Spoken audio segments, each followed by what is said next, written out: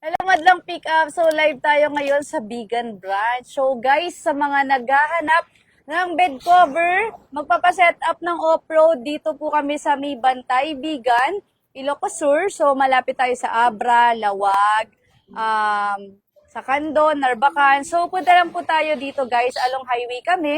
So, ito yung North Coast Gasoline Station and dito si Upslide. So, madali kaming makita ha. I-flex ko lang before ko i-ano tong FX4 na 2022. So guys, ito o yung signage natin na Tina Off-Road. So madali tayong makita. So guys, for this one, nag-live tayo. I-flex ko lang yung FX4 2022. Kinabitan natin ng coded type. Sa mga nagtatanong, ito po yung coded type. So, ang explanation po niyan, tanong po natin kay Sir EJ. Sir EJ, paano po yung ginagawa dito? Ayan po. Na kapag coded? Yes po, ma'am. Ma'am, bale, ito po para lang po siya sa maleta. So, ito po, meron po siyang code na 3. And kailangan lang po nating itapat lahat ng code natin gaya nito. 00 siya. So, pag 00 po siya, mabubuksan natin. So, pagka sinapol natin yung code natin ng 00 o kaya itanggalin natin isa, gawin nating 3, hindi nyo na siya mabubuksan. Okay. So, nakalock po yan kasama ng tailgate. Okay. So, pag binalik natin sa 0, ayan, mabubuksan na natin. Okay. So guys sa mga nagtatanong, kasi budget meal to, medyo mura and affordable, talagang maganda siya. And guys, sa mga FX4 owner, ayan, na may built-in, pwede po yan sa inyo and also sa mga roll bars. So, paano naman yung locking system niya, sir?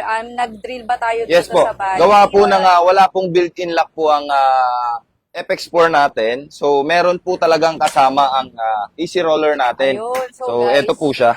may kasama naman pala. So, explain guys, yan. ayan okay. So, explain ko po kung paano po nagagamit ang lock natin. So, ito. So, pagkahila po natin ito, maglalak na po siya automatic. Okay. And pwede rin po yung isang way. Pwedeng mauna to. Then, lock po yan. Nakalock na po ito. So, pwede rin po yung yung una nating ginawa. Lock muna yung tailgate natin. And huli po ito. So, parehas pwede po yun. Okay. So, ano po ba yung mas okay pong isara na mauna? Hi, Sir Eric Reyes, sa owner nitong FX4. Thank you for trusting us. So, ito explain na po namin dito sa video. Ano po yung dapat unahin? Syempre, Tailgate or para po easy hindi roller? tayo mahirapan, syempre mas okay po na unahin natin yung easy roller natin. Kasi meron po siyang pinaka-strap na hihilain natin. Okay. So, guys, may So, strap pagkalak natin, tailgate na tayo agad.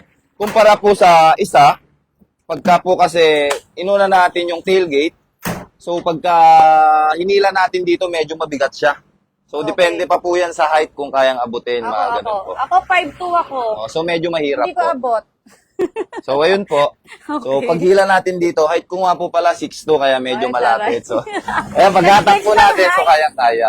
Okay. So guys again, ako kasi medyo nalilito ako dito. So guys, this one, sa mga coded, kasama na yan. Sa mga nagtatanong, yes po, nakadrill po yan sa body para mas matibay. Kasi, guys halimbawa, iti-3M tape natin to.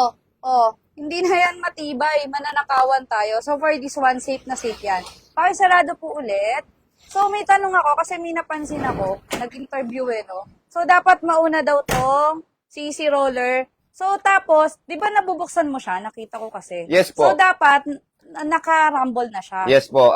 Unang-una, syempre, nabubuksan natin kasi yung code natin is nakalagay pa siya. Okay. Naka-indicate pa yung code natin. Okay. So, kailangan po, i-shuffle natin para hindi po siya Sige, try mabuksan. natin naka-shuffle siya. So, ayan po, 00. Pakita ko po yung 00, Ayan, na-open po siya. So, pag Ayan po, 0-0, 0-0. naka-open siya. Okay, so, shuffle natin, ayan. So, dapat yan. So, ayan po, nakalock na po ito. So, guys, ganun sa mga naka-easy roller dyan, dapat naka-shuffle. Kasi baka mamaya, makaligtaan yung iwanan, naka-passcode nyo, ma-open to.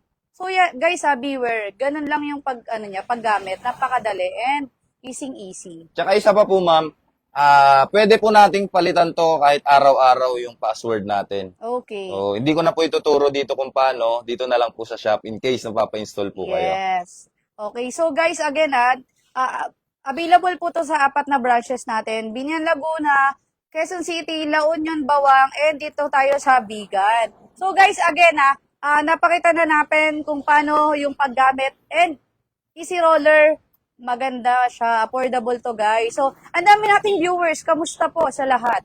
So, again, open kami on Sundays. Pakita naman natin yung leak proofing. Okay, so guys, okay na tayo sa lock ha. Sa leak proofing naman po, ayan, ili-leak proof natin si Easy Roller. Guys, available po yan sa lahat ng pick-up. So, pwedeng-pwede po kayo magpabook sa ating 4 na branches. Ang maganda po dito, guys, sa any branches, pwede kang mag-claim ng warranty. Or halimbawa, taga Laguna ka, tapos napunta ka kaibigan. Ma'am, may kailangan pong gawin or ayusin. Baka pwede sa vegan branch. Pwedeng-pwede. Okay. So, guys ito this one, ayan napakaganda. Plug and play po ito, guys, sa mga nagtatanong leak proof. Guys, sa may mga nagtatanong sa amin, ma'am, ilang percent yung leak proof ni Easy Roller? Ako po, sinasabi ko po dito is 80%. Kasi nga po, explain ko kung bakit. Hindi siya talaga pang heavy rain. Pero I'm not so sure kung baka mamaya sa mga ambon, okay na okay din pa rin siya. So, affordable pa rin siya. So, nakita niyo naman, di ba? Isang balde yun, then nilagay namin sa ibabaw, wala talagang leak. So, guys, again, paano nga ba gamitin to? So, guys, gano'n kapag, kailangan siya i-click. Yes po. Okay. So, pihitin lang po natin. Ayan. Okay, So, pihitin. nagkukusa po direct, siyang magkusa umaabante. na siya. Guys, huwag nyo itutulak May mga client kami tinutulak. Sira ang gear niyan. Huwag nyo pong itutulak. Okay, for the second slide. Okay, guys, gano'n kapag second slide. Again, guys, meron tayo doon na, alam ko, 12 inches na canister. So, ingatan lang po natin yan and kailangan po natin talaga i-maintain. Okay, paano naman po siya isara? And ma'am, may tip lang po ako. Ito po pala, pag ganito po siya isara, pero pagka isasara po, ay bubuksan natin siya ng last, may tip lang po ako para hindi kayo mahirapan, sara nyo muna yung tailgate. So pag sara nyo po ng tailgate, dito nyo po hawakan yung strap din, Ayun. maaabot nyo na to. Okay, abot ko na siya. Ito pinaka-click po. Ayan, tama ito. po. Yes. Okay. So pagka nakabukas po kasi yung tailgate natin, medyo malayo po siya. Oo nga, may allowance kasi Ayan, so dito, napakahirap guys. po abutin. Oo, So, diba? ayan. Siya ano na siya? Anong height mo? 6'1 lang. 6'2 lang naman 6'2 po. lang, Opo. pero nahirapan siya. Paano pa akong 5? Okay. So, sa mga lady owners dyan, manood kayo ng ating quick review and paano yung tutorial, di ba? So, guys, again, paano naman po siya kapag, ayan, isasarado? First. Ako nga patry ako kung mabigat. Medyo kailangan ng persa, guys. Ako kasi medyo hindi ako malakas eh. So guys, sa mga lady owners, okay na okay to. Pero magkakamuscle kayo ng very, very light. So, ayun po. Paano naman siya isara in case? Ayan po. So guys, ayan may tutorial tayo. So, sa mga naghahanap ng budget meal and affordable and maganda yung quality. Actually, ang ganda ng nito, nung canister nito. Compare sa ibang brands wala tayong core brands dito, pero ang ganda talaga ng canister nito. Mabigat. And then, matibay siya. Okay? So, guys, ayun. Thank you for watching. Happy Sunday, everyone!